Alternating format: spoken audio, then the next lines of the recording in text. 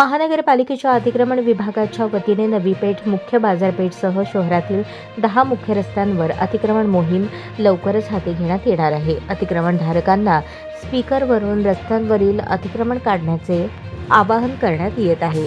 या मोहिमेची तयारी पूर्ण झाली आहे. शहरातील मुख्य रस्ते अतिक्रमण मुक्त करण्याचे आदेश महापालिका आयुक्त डॉ. सचिन उंबासे यांनी दिले होते.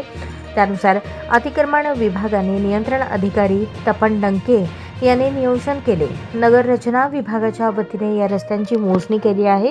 DPR मध्ये नियोजित रस्ता किती आहे, त्यावर किती अतिक्रमण झाले आहे त्याची माहिती अतिक्रमण विभागास दिली आहे. नकाशे देखील दिले आहेत. त्यानुसार अतिक्रमण विभाग आणि नगर रचना विभागाने संयुक्त मोहीम हाती घेतली जाणार आहे. पहिल्या टप्प्यात जनता बँक ते मोबाईल गल्ली, जुने विठ्ठल मंदिर परिसर, दत्त चौक ते सिद्धेश्वर मंदिर परिसर, मेकॅनिक चौक ते नवी पेठ या रस्त्यांवर कारवाई होणार आहे. त्यानंतर विजापूर वेस्ट ते बेगमपेठ पोलीस चौकी, जुळ्या सोलापुरातील भारती विद्यापीठ ते डीमार्ट चौक या रस्त्यावर कारवाई होणार आहे. नवी पेठेत संसार उपयोगी साहित्य विकणाऱ्या दुकानदाराचे घर आणि संसार रस्त्यावरच असतो. या दुकानदारांवर पहिल्यांदा कारवाई होणार असल्याने 2 दिवसांपासून या भागातील अतिक्रमणधारकांना अतिक्रमण काढून घेण्याचे आवाहन करण्यात आले आहे.